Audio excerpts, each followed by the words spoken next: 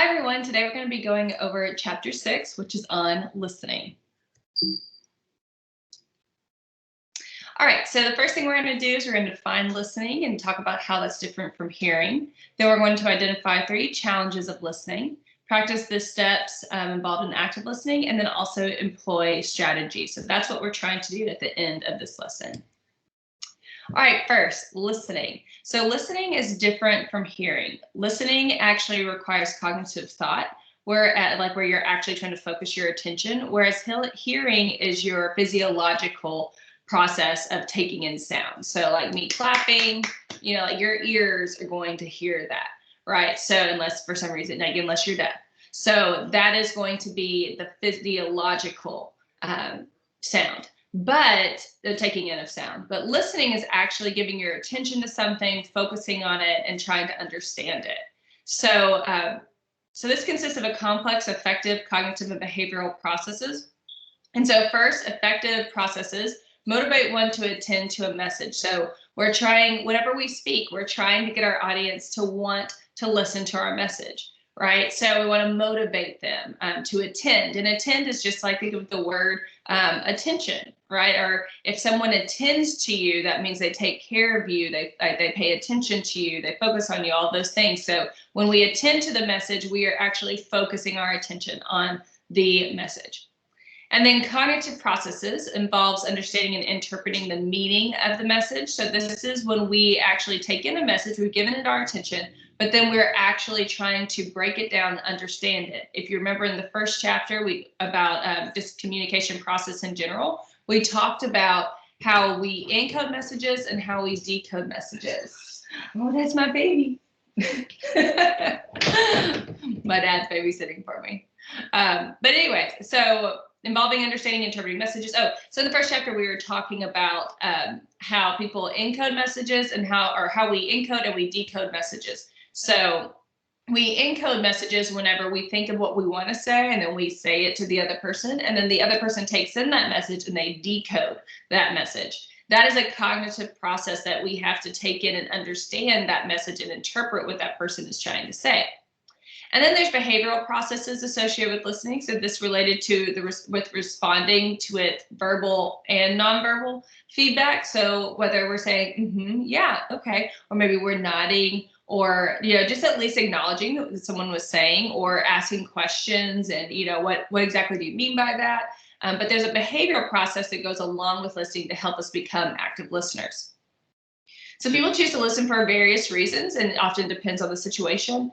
Also, just like what interests you, right? Something that interests you may not interest another person. So you can listen maybe all day long about a lecture on, like for me, I could listen to lectures on communication all the time because I find it very intriguing, whereas other people might not. So if we're in the same class, I might be motivated to listen because I want to know what this information is talking about, whereas you might not.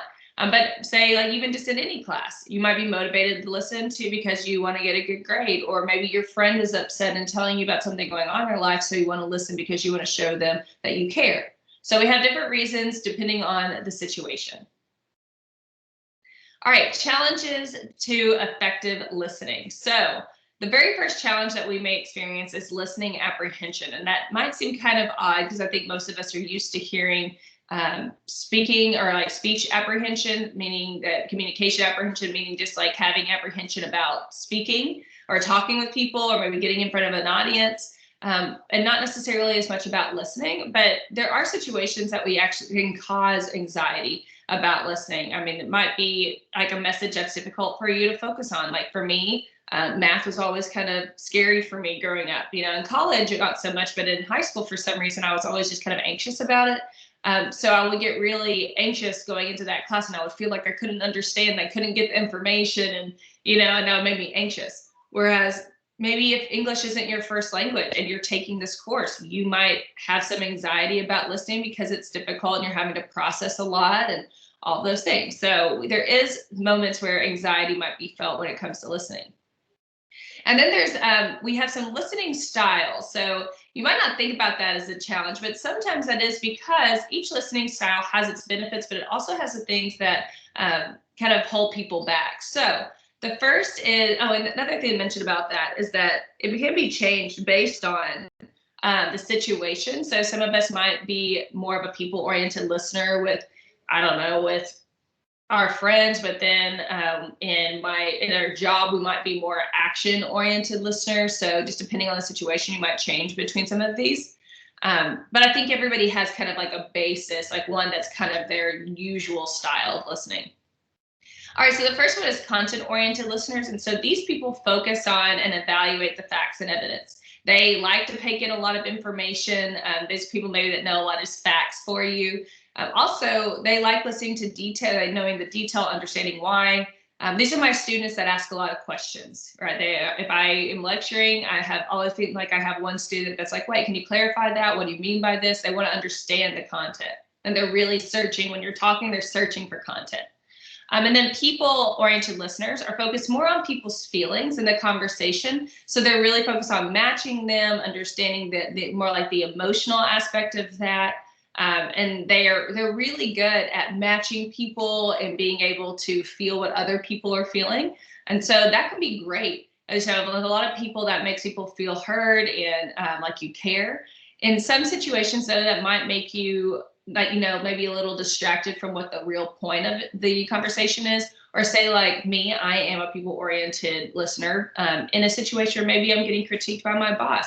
I might go in there, feeling anxious, having that listening apprehension, and maybe I'm only focused on like, well, what is my, what's their tone of voice? What's my boss's tone of voice? Instead of just focusing on what is the message at hand, right? So we want to make sure that we're focusing on both of those things, not just the content, and not just the emotions.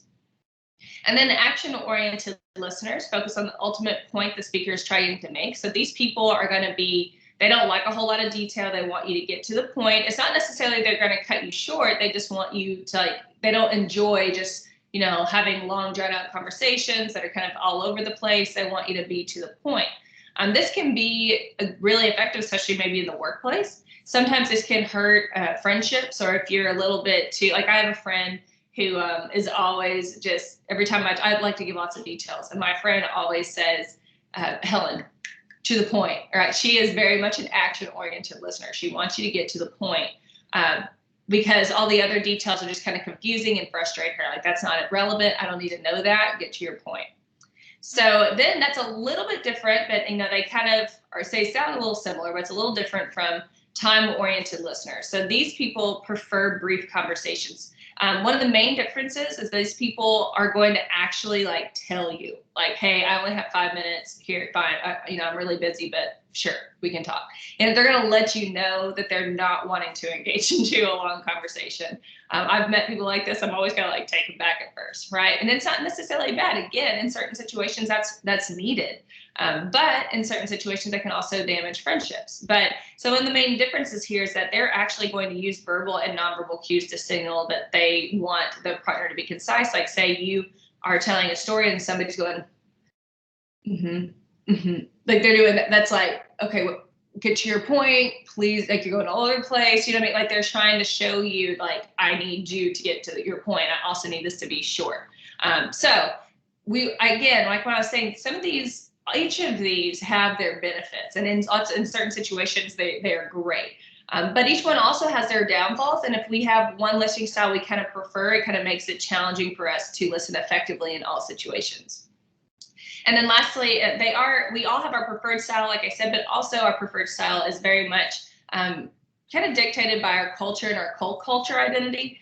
Each culture that we grow up in has a particular, when I talked about before, overarching culture. The overarching culture kind of has certain listening styles that are usual, that kind of, that characterize that particular culture. Like individualistic cultures, they're going to be a little bit more action oriented, a little more time oriented, right? Whereas maybe a collectivist culture is going to be a little bit more people oriented, because they're more about the others and the group and all those things. So you can see how maybe some of your listening style is going to be dictated by that. But then also your, co-culture, what co-culture do you identify with?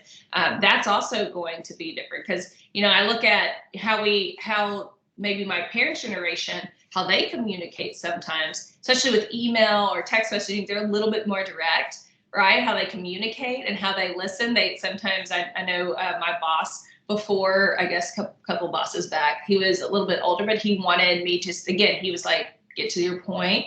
Let's talk about this. Whereas I had one time I had a really young boss and they were very people oriented. This boss, when I say young, I guess I shouldn't say young and old. This other boss was more my generation.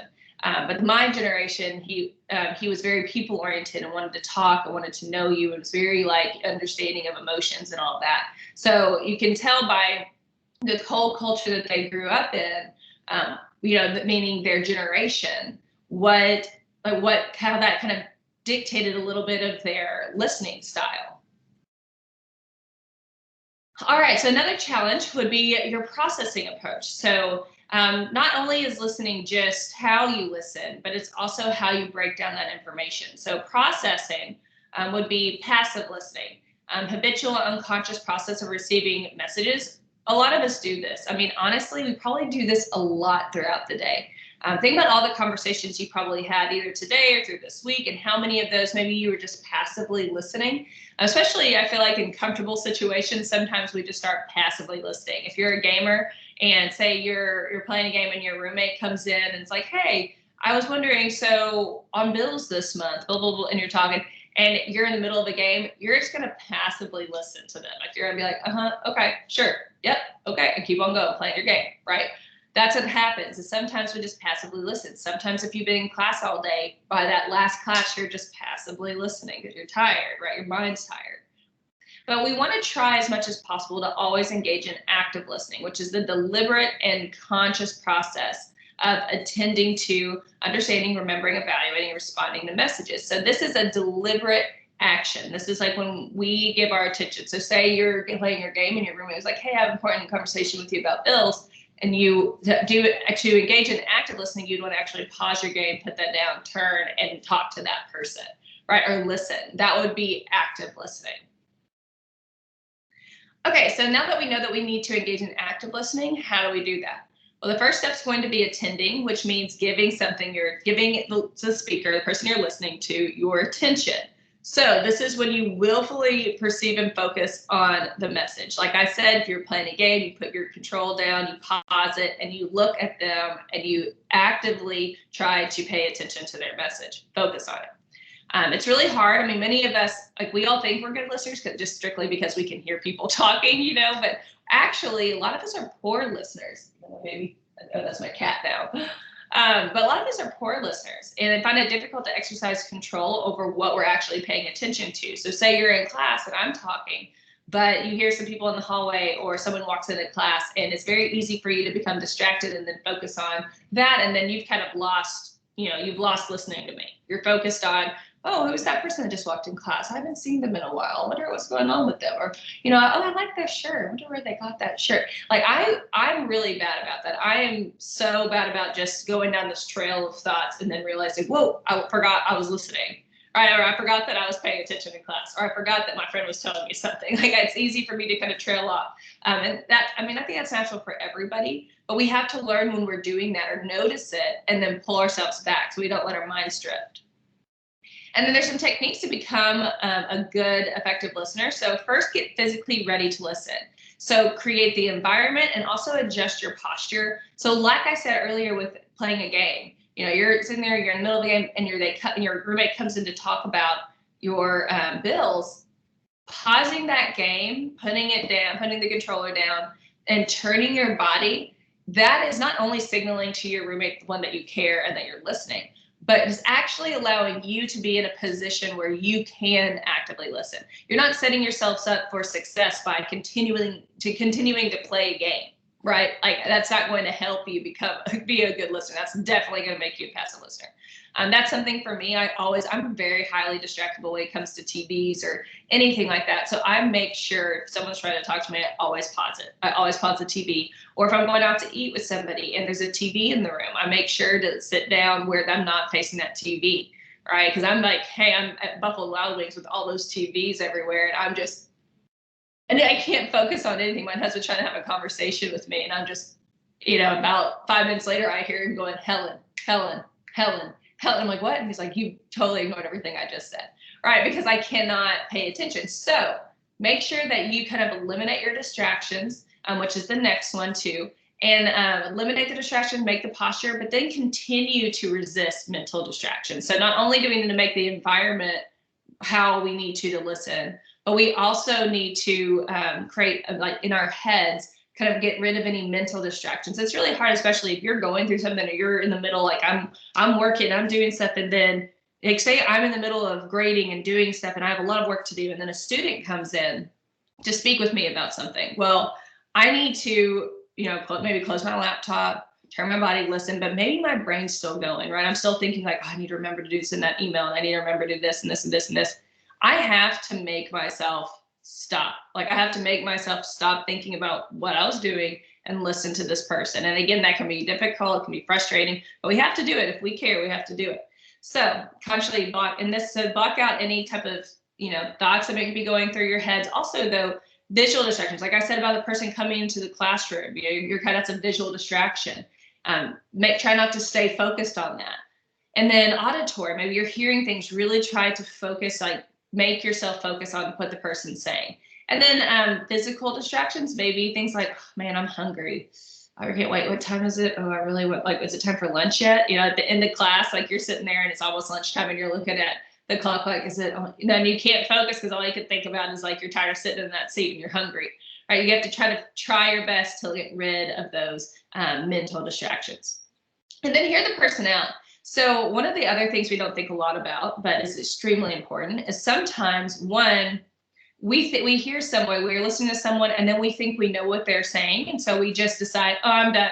I'm done listening. And not that we tell them that, but our minds just drift because, and here's why. Part of it's that we as humans can only speak 120 to 150 words per minute, but our brains can think 600 to 800 words per minute. So because of that, it's very easy for our brains to just fill in the rest of the message that the other person is saying and then want to go on, because we're having to actually slow our brain down to listen to 150 words per minute versus going with that 600, right?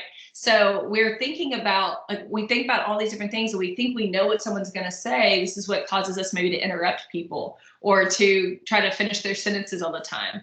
Or more than that, just like whenever you're listening to someone, say someone's talking to you, it's really easy to listen with the intent to respond, meaning not with the intent to listen, but the intent to figure out what you're going to say next to respond to it. That happens because we are not hearing that person out fully. So we want to make sure that we try to avoid doing that we listen to their message entirely before we try to put in our 2 cents. All right, steps for active listening, understanding. So this is the next one, accurately interpreting a message. So after you focus on this message, you now have to understand it. You don't just hear it. You don't just like it goes in and then you're just like, okay, whatever. We have to try to actually understand it for it to be active listening. So like in class, when you are paying attention to me speaking, you have to try to sit here and understand what I'm saying in order for it to count as active listening. So here's some strategies for that. First, you want to identify the point. What are the overall points that this person's trying to make? Well, in class, I try to always tell you right before, right? I tell you kind of here's the objectives. Here are the things you're going to learn during this PowerPoint or during this lecture. Let's try to understand that. So that here are the things here are the main points I'm focusing on. I'm trying to figure out, right? Well, in everyday conversation, you're talking with somebody and maybe they're all over the place and they're telling you a lot of stuff. Search for their main point. What's the main point they're getting at? This will be actually exceptionally helpful in your conflict management type situations. Like if you're in an argument with somebody or someone's upset, they're telling you about it, focus on that message. Like we're at the main point of their message. It may be telling you, oh, I'm mad because every time I talk to you, you get on your phone and you're not really paying attention. Probably the main point really isn't that you get on your phone. It's probably that I don't feel very respected by you. Right. So find that main point and focus on that. And then ask questions. So if you don't understand what the main point is, if you're unsure as to how to make sense of something, especially like in class, if you don't understand something I'm saying, be sure to ask clarifying questions. And in your daily relationships, ask clarifying questions. In arguments, sometimes we say like, oh, so you're saying that that's not what I'm talking about. We don't want to be sassy, but it's good to actually ask someone, okay, I just want to make sure I understand what you're upset about. Right. So are you upset at this or at this? And that clarifying in a kind way is going to be very helpful, which then leads us to paraphrasing. So paraphrasing is kind of putting your interpretation of the message in your own words. And again, not if you're in an argument, not in the sassy way, right? Oh, so you're saying that I'm blah, blah, blah, blah, right? That's not what I'm doing, right? That's not what I'm talking about. I'm talking about actually taking someone's information, what they're saying, and kind of paraphrasing it so that you're making sure this is what you mean. So instead of doing that, I might like, so to do that, you can either focus on the content. You can paraphrase about like, what are they actually like, what's the content of this message and paraphrase that, or you can kind of paraphrase the feelings of that message. So like, okay, you're feeling this way because so you're upset at me because I've made you feel disrespected. So going back to that phone, maybe that phone conversation, my friend's like, you're always on your phone when I talk to you. I feel like you don't listen to me. But so I could either say, so you're saying that you're saying that being on my phone makes you feel like I'm not listening. And that's me wanting to paraphrase like, okay, I just want to make sure to clarify this is what the action you're upset about. I could also say, so you're saying, oh, so I'm hurting your feelings by not paying attention fully. And so I'm not focused on the content of what they actually said, but the emotions that come behind that content, if that makes sense. So yeah, but paraphrasing things that way will help one, it will help people feel heard if you do it in a kind way. But two, it'll help them elaborate so you make sure you're understanding fully. Okay, empathizing. So the next thing we want to do is we want to empathize with others. So identifying with or vicariously experiencing others' feelings or attitudes. So I'm just going to use because it's an easy example. But if someone's talking to you and they're upset, so one of your good friends, they're upset about something going on in their life. You want to do these three things. You want to use empathetic responsiveness. So this is experiencing an emotional response parallel to the sender. What I like to call this mirroring. We mirror the other person. Right. So meaning that if my friend is crying and telling me about something going on in their life, I'm not going to be like, really? Or, oh, really? What? Like that would not make sense. Right. And in that situation, I would think most people understand that. But mirroring helps people either with your nonverbal language, or like your nonverbal body language, facial expressions, how you're saying things, tone of voice, all of that. That's going to be part of that empathetic responsiveness. You're going to go ahead and actually parallel that display of emotion. And then perspective taking. So I try to look at things from their perspective. We always look at the world from our perspective. Obviously, we have experienced the world the way we've experienced it, so that's how we understand the world. But we want to try to see it from their point of view. We want to try to see where they're coming from.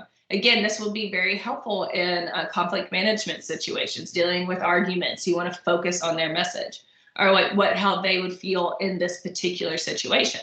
And also you want to think about, what do you know about the person that's talking to you? This is a close relationship. You probably know certain things about them and how they perceive the world. And so you can better understand their emotions and what they're going through. And then sympathetic responsiveness. So show concern, compassion, or sorrow for another situation. So actually showing that, speaking that, not just, so like the empathetic responsiveness where you're kind of experiencing it and just reacting. This is also responding with sympathy, actually talking to them and helping them through it, right? So that's also something that we can do for people. And empathizing is a great way to, one, just understand people fully all the time, or, going through a conflict management situation. That's a great way to kind of relieve the tension. All right, remembering. So this is our ability to retain and recall information. So when you get done watching this video, you, in 2 hours, if I saw you and said, hey, what were the main points of this video? Like what stuck out to you? You'd probably only remember about 50% of, maybe 50% of what we talked about. By the next time I saw you in class, probably maybe 25%. That's why it's important to review notes. That's why, you need to do that on a regular basis, because we forget information. Even if we are actively listening, we forget. So it's important to remember, to be able to recall information.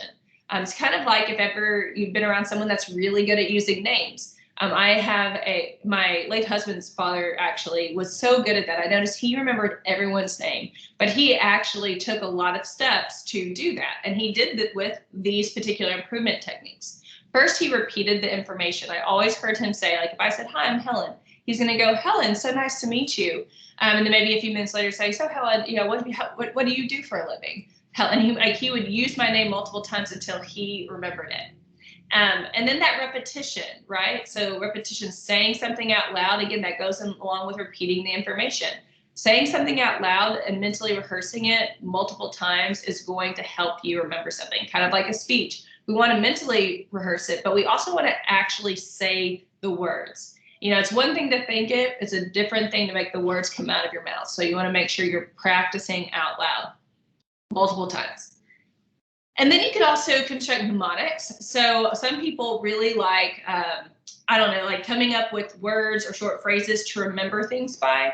I never was really great about that because I would forget what my mnemonic device was or what it was, what it stood for. I think one of my students last class said, my dear Aunt Sally or something like that. And that stood for something. I can't remember what it stood for, but it stood for something. And they were talking about how that helped them remember. Actually, I'm going to look that up real quick. Mnemonic devices. Let's see. Okay, my dear. Okay, what does that stand for? Well, I don't know. Stood for something. Oh, math. I guess it's a math something. So something to do with math.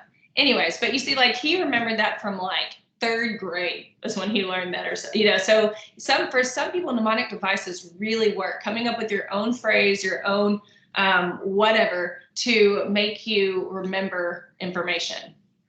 And then, of course, taking notes. This is one of the most important aspects of going through school is taking notes, being able to understand what is important in this. And this active listening is going to help you with this, being able to think, what is important here? What do I need to attend to? What do I need to listen to? Now, what do I need to write down? Learning how to do that effectively is going to help you a lot. Also, handwritten notes have been proven. Not that if you like taking notes on your computer, great. I understand. I do too. But really, handwritten notes has been shown to help people actually remember the content that they're writing down better than if they were to type it on a computer. All right, now evaluating. So this is the process of critically analyzing a message to determine its truthfulness, utility, and trustworthiness. So you also want to evaluate a message. Say you're listening, say I know one day John Ryan, my son's going to be in maybe an argument with the sibling if we have another kid one day or adopt a child, but he's probably going to be an argument. I'm going to want to hear both kids out fully. I want to listen. I want to really pay attention. I want to absorb that information, and I want to remember what they've said. But I also need to evaluate that. Evaluate both sides.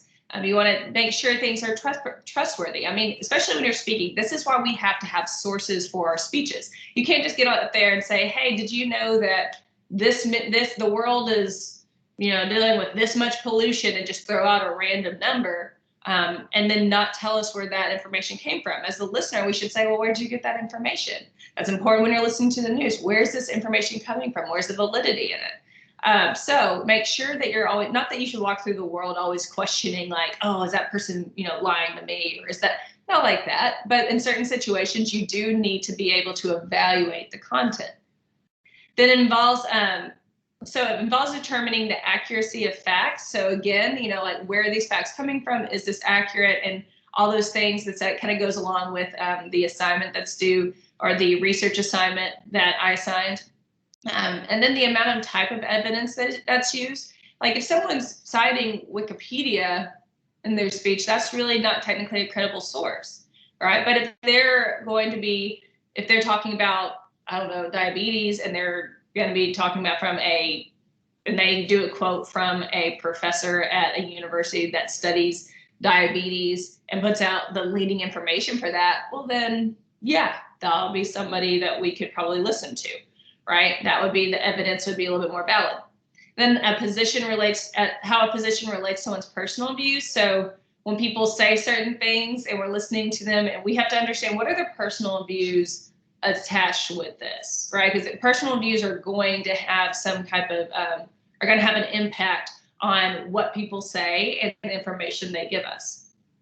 So evaluation strategies. So first and foremost, separate facts from inferences. So facts are actually statements that can be verified, whereas inferences are assertions based on facts. So this might be like, okay, fact. Say when you're a kid and you want to ask your mom or dad or ask, I wanted to go to a party. For me, I used to have to ask my parents to go to a party. So I'd say, hey, can I go to this party? I had two options. I could be like, this many girls were invited, or all these of my friends were invited. Their parents have said it's okay if they go. So with that would be a little bit more factual, right? Like I know that these 5 girls are going. I know that all of their parents have said okay, and that so-and-so's mom knows that person, and all that. So then that would be more factual. Or I could say to my parents, well, can I go to this party? Everyone's going. Okay, so in a way, everyone's going because maybe my whole friend group's going, but not everyone's going, right? Like the whole world is not going to this party. So that is more of an inference. It's my assertion based on the facts presented versus actually what's going on. So you want to make sure that you're separating what someone kind of thinks about the situation and then actually what is factual about the situation.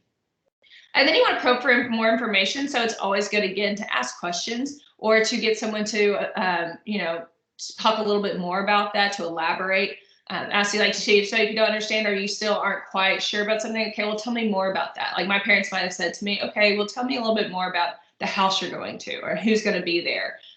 Who are their parents? So they might probe for a little bit more information to make sure that it's okay for me to go. And then responding. Another part of listening that we often don't think about is how you respond. After you do all of these things, all these other steps, you also want to think about how you respond to somebody. Someone doesn't just talk for you just to sit there, right? If I could tell you all this stuff and then and if you tell me all this stuff and I just sit here like this, that would not be the appropriate response with active listening. You want to respond to the person. So this is obviously the most important aspect of it, is just being respectful to that individual in your response. Okay, so here's some listening response strategies we want to provide. So now that we're actually providing response to the person that has now been communicating with us, we want to provide appropriate nonverbal feedback cues. So while they're talking, we want to make sure to actually show nonverbal, maybe even some verbal, like, yeah, right, understand, like those types of things. That's actually going to help the person know that, okay, they're understanding what I'm saying. That feedback is going to be helpful, both the nonverbal and the verbal responses to that. Even if someone's up and speaking in front of a classroom or anything, like that's helpful for them. Like even as a teacher, that's helpful when my students nod at me. And so I know that if I ask y'all questions, do we all understand this? And everyone just stares at me. I'm like, I'm asking y'all I'm asking you a question. Like, yes, please nod. Right? Like that is something very important to do. And then provide verbal feedback after the speaker has finished. So you want to make sure that you give some type of verbal feedback. Maybe you don't have to give a whole lot. Maybe it doesn't call for a lot, but it is good to give some type of feedback. So again, want to be respectful, professional, but also there's this aspect, even if this message is done virtually, like if you're receiving an email or if you are receiving a text message or anything like that, it's still good to respond in a way that lets the person know that you understand. And so we can do this in 2 ways, obviously the words we select, but also in orthography, which is like the written symbols and printed symbols that represent various sounds of language. So say your friend sent you something and you said, ha ha, that would be an orthography, right? Responding like that. You can also use typography. So this would be using, well, it says letterpress printing, but this is like using punctuation and things, or maybe italics or different things to show your emphasis. So say like my friend said something, this just happened, I can't believe it. And I said, what? Question mark, exclamation point, or something. That would show that I'm like, what? If we were in person, that's what I would do. So that's what, using those 2 things can help you in a virtual setting.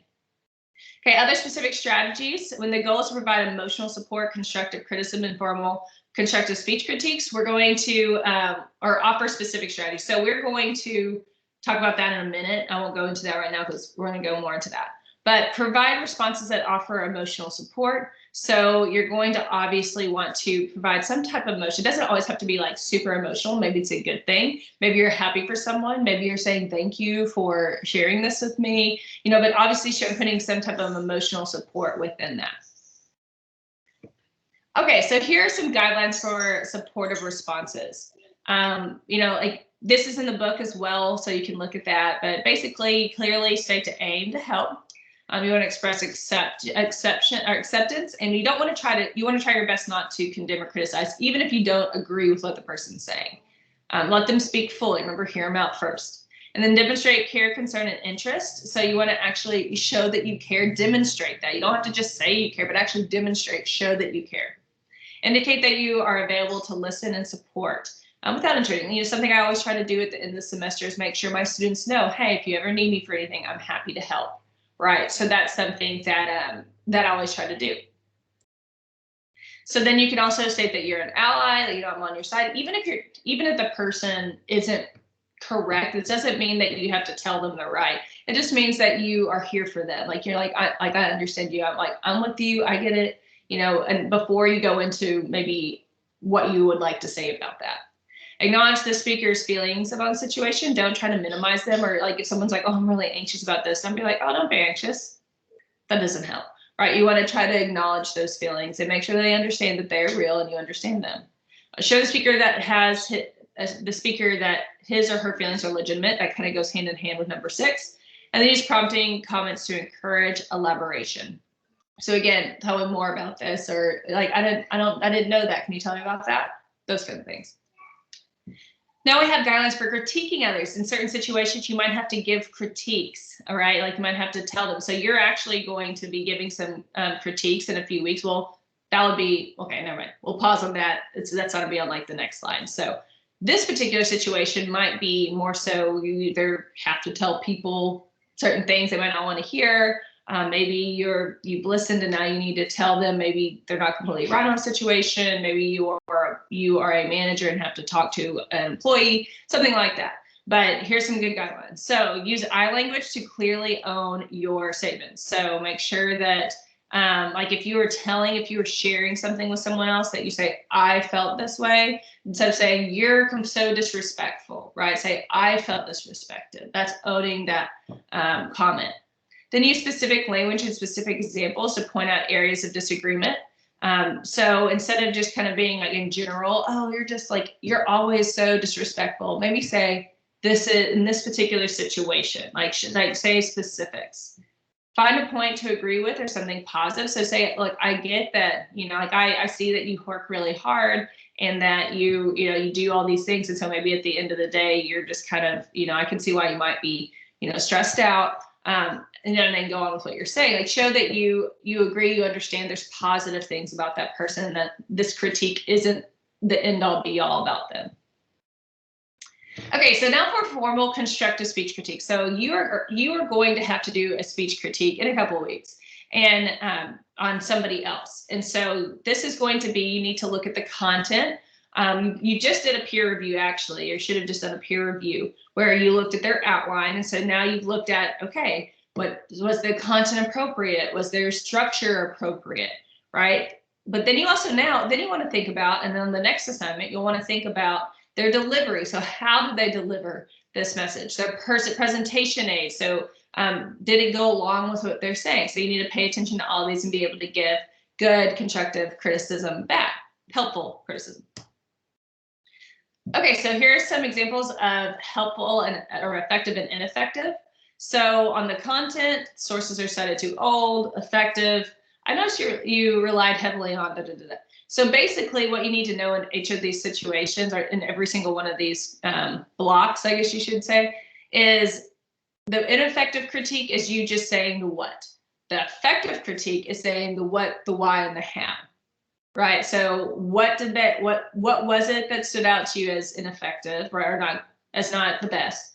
and then that you want to critique. The what, the why is that something we want to critique, and then how can that be improved? If you say those three things, then it's not so much directed like, oh, that's terrible, right? It's like, hey, your intro was a little bit hard to understand, like specifically this part, because tell why. And then I think it might help if you did this, and then say that. So, but then also maybe offer like, but I really liked your attention getter, right? Whatever you want, but that would be a good and effective critique. So on each of these, that's what you'll see. To make it effective, you want to say the what, the why, and the how, also for delivery and for presentational aids. Okay, so in summary, listening consists of effective cognitive and behavioral processes. So paying attention, mentally processing it, and then also providing some behavioral feedback. Steps involved in active listening are attending, paying attention to the message, understanding, trying to absorb, break it down, fully understand, remember it, evaluate it, and then respond. And then one should offer specific strategies in providing emotional support, constructive criticism, and also formal constructive speech critiques. So that is all for chapter 6, and I hope that helped.